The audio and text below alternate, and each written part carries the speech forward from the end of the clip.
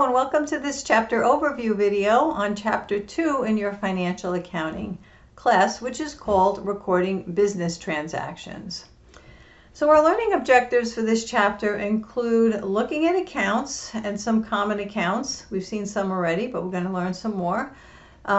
Using debits and credits, which is very, very important. We're going to use T accounts, journals, ledgers, which we actually look at as T accounts.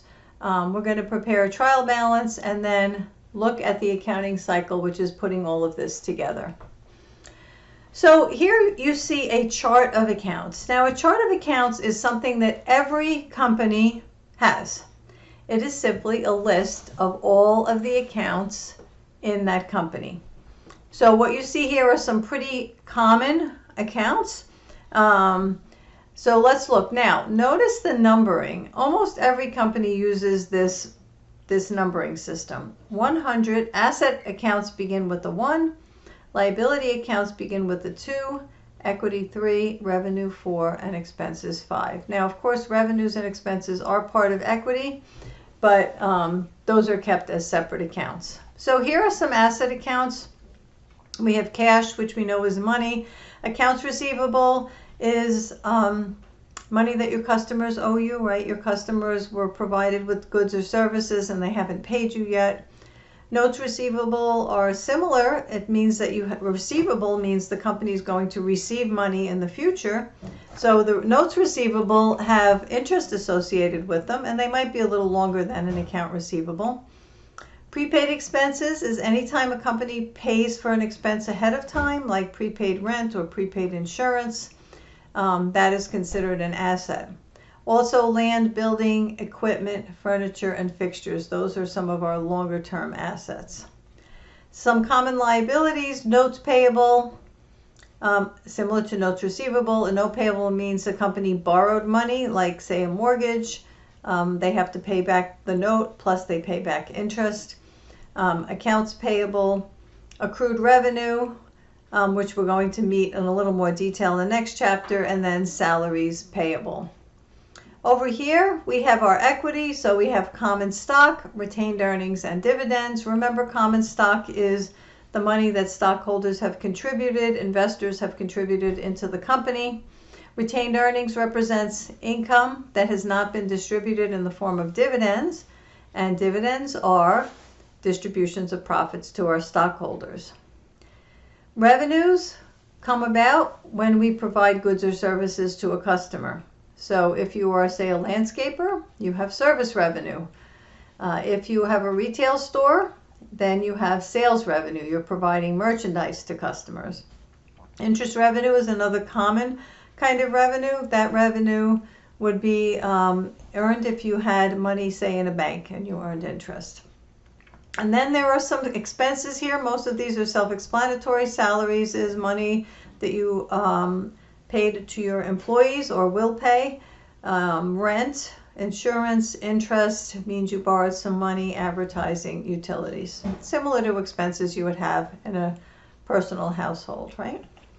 So a ledger is very similar to this, except a ledger has all of these accounts, but it has increases and decreases to the accounts in dollar amounts, and it has balances. So we're going to take a look at a ledger. But the thing with the ledger and the chart of accounts and the trial balance, which we're going to meet shortly, they're all in the same order. So the order that these are in is the same order: assets, liabilities, equity, revenue, expenses. All right, so next up is debits and credits. So remember the accounting equation, which is that assets equals liabilities plus stockholders' equity. This is very important because it's going to be the foundation of debits and credits. If you don't have that memorized, make sure you put it on a little index card or a piece of paper or something, carry it around with you until you have it memorized. All right, so you need to take anything that you have in your head about debits and credits and put it away, because that's the thing that causes students to get confused. If you think like a debit is good and a credit is bad, or anything like that, you have to put those away. Debit is simply left. That's it. Debit is left. Okay? So if you remember, assets equals liabilities plus stockholders' equity. Assets are on the left. Assets have normal debit balances, and debits are on the left. Okay? Liabilities and stockholders' equity have normal credit balances, and they are on the right. All right, so let's take a look at this. This is a T account. A T account looks like a T, right? The letter T here. The left side of the T account are your debit entries. The right side are your credit entries, and the name of the account is at the top. Now, how do we know if a debit or a credit increases an account or decreases an account? It could be both, so it depends. Let's see how we know. All right, so remember I said that the accounting equation is the key here. So assets have debit balances, liabilities and stockholders' equity have credit balances. Assets have left side balances, debit balances, liabilities and equity, credit or right side balances.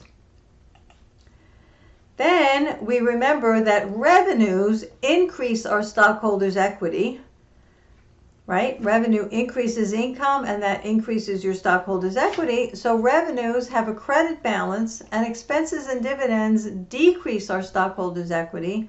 So they have the opposite balance, or a debit balance. So here is a summary of all of the normal, what we call normal balances. Dividends, expenses, and assets have normal debit balances, right? Debits are on the left. Liabilities, owner's equity, and revenue have normal credit balances. Dealer is a way to remember this. The DEA is over here, the LOR is there. If an account has a normal debit balance, that means that you increase that account by debiting it.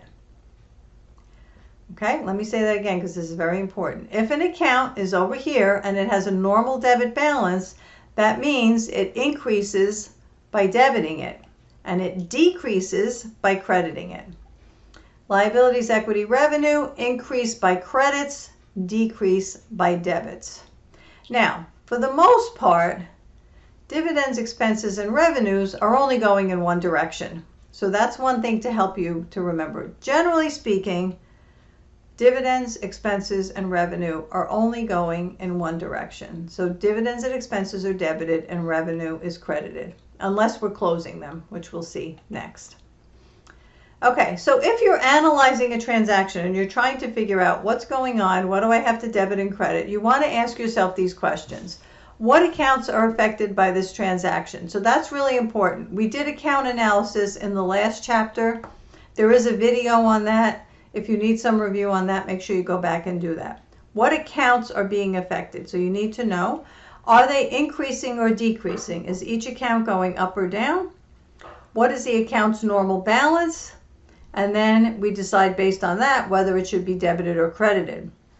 Now remember that if you're sure of one of the debits or credits, then you can assume the other one, right? Because you have to have a debit and a credit for every transaction, and the amounts have to be equal.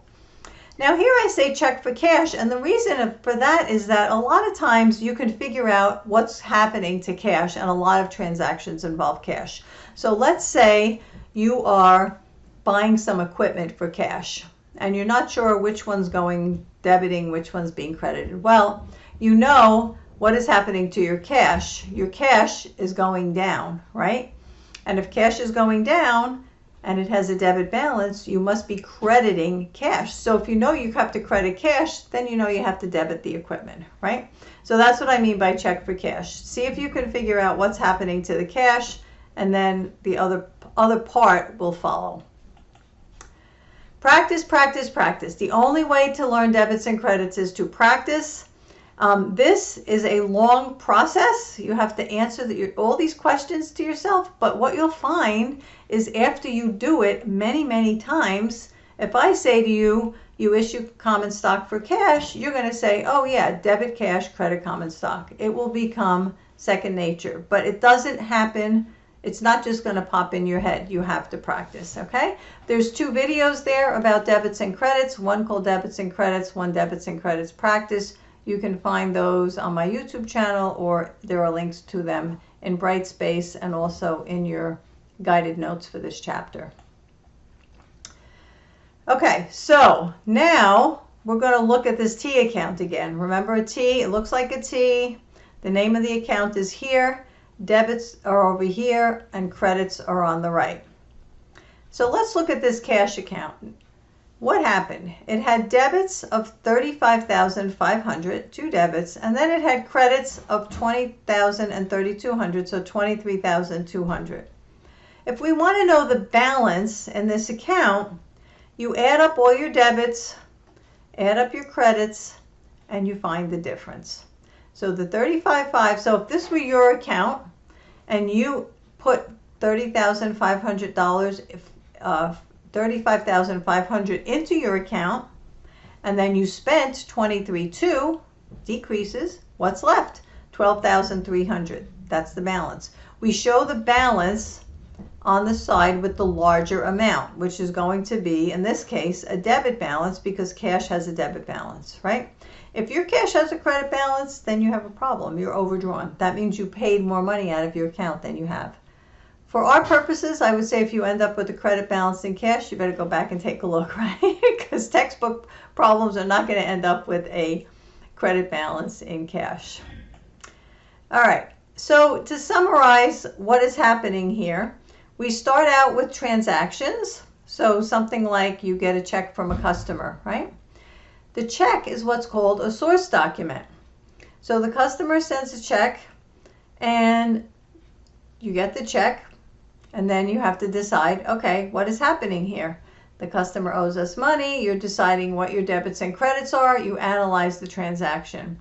And then you journalize the transaction. You have to record it in the books, right? So the way you do that is by making what we call a journal entry, and then it gets posted into the ledger. Now, real ledgers are different than the ledgers we use. The ledgers we use are T accounts, just to keep our lives easier, because otherwise it's too complicated. All right, so for our purposes, ledgers are T accounts. All right, now let's take a look at what journalizing looks like, what a journal entry. This is a journal entry, okay? Let's see what it has. It has a date. It has the account you debited and the account you credited. Now, every transaction that happens, every place in the world, in every company, every transaction has at least one debit and one credit, at least, okay? Later, you might have a bunch of debits and a bunch of credits, but debits come first, credits come second. So if you had more than one debit, put all your debits first and then all your credits. The amount, so the cash is being debited for $30,000 and common stock is being credited for $30,000. Now cash is a debit balance account, so that means our cash is going up. Common stock is a credit balance account, so our common stock is going up. So what happened? We issued common stock, or you could say investors contributed money to the company. Okay, little trick here, common stock, the credits get indented. The name of the credit account gets indented. So of course all of this is done on computers and nobody's typing in any words. You will be practicing on a computer, and in real life they just use account numbers. They're not going to be using names like this. Okay, so that is a model journal entry. Now imagine you have hundreds, thousands, millions of these journal entries. Well, how much cash do we have? This is not helpful, right? Because you have millions of them. So what we have to do is we post these transactions into a ledger. And so here's our common stock entry. We debited cash and we credited common stock. Here is our makeshift ledger, which is a T account. So any debit here, now this is the easy part, by the way, right? Because this is just rote, and of course computers do this. So someone had to make decisions over here, but once this is done, we know that there's a debit to cash. You take this debit, put it as a debit. You take this credit, put it as a credit. And of course there would be other balances in these accounts, and we saw how we found the cash balance, right? So all of the transactions get posted into the ledger, all right? And that's called posting, and there's our ledger. All right, so the thing about the ledger is important because it shows all of the debits, credits, and balances in every account. It has all of the accounts, and remember I said when we looked at the chart of accounts that the ledger is in the same order: assets, liabilities, equity, revenue, expense. So their accounts are listed in that order. Cash is the most liquid asset. So if you look at any company's ledger, the first account you're going to see is some kind of a cash account. Okay? If they don't have cash, they're in trouble, right? Okay. So now you have all of these balances in all of these ledger accounts, and the trial balance is a way to summarize them. Okay, so here is a trial balance. This is called an unadjusted trial balance. In Chapter 3, we'll find out what happens when we have an adjusted one. But for right now, we have this unadjusted trial balance. Again, financial statement order. Here are our assets. Here are our liabilities. Here is our equity, revenue, and expense. And then here at the bottom, they're both equal. Very important, okay? So let's notice a couple things here. Notice that there is a three-part heading, just like there was for all of the financial statements. You have a debit column and a credit column. Each account only has one number, so that's the final balance. Of course, all of our assets, notice they all have debit balances, right? Our liabilities and equity have credit balances, except for dividends, because dividends reduce our equity. Then we have revenue, which also has a credit, and our expenses are debit balances. So each account has only one number. When you add them all up in the end, the two numbers have to total. If they don't, then you have to go back to the drawing board. First, I would look at retained earnings, because that's often the culprit, by the way. All right, so just to summarize, what this looks like is, well, first of all, you have account balances from the previous year, right? So here's our accounts receivable. We had $2,200 from the previous year or month or quarter. And then we have a transaction that happened here. What happened? We are crediting service revenue. Well, service revenue has a credit balance, and remember I said it's usually going up, so we have some new revenue. And we have a debit to accounts receivable, which is increasing our accounts receivable. That's telling us that our customer hasn't paid us yet, right? So that debit to accounts receivable gets posted into the ledger. So notice our accounts receivable account right now has a balance of $2,600, right? So you post all of those, and then we do the unadjusted trial balance with all of the balances from our ledger. Okay, so there's a couple of videos to help you along with this also, the accounting cycle videos. Again, they'll be in your guided notes. There'll be links there, and there are also links in Brightspace. So that's all I have for today. Make sure you watch the other videos. They're going to help you with some of the technical things, and I'll see you next time.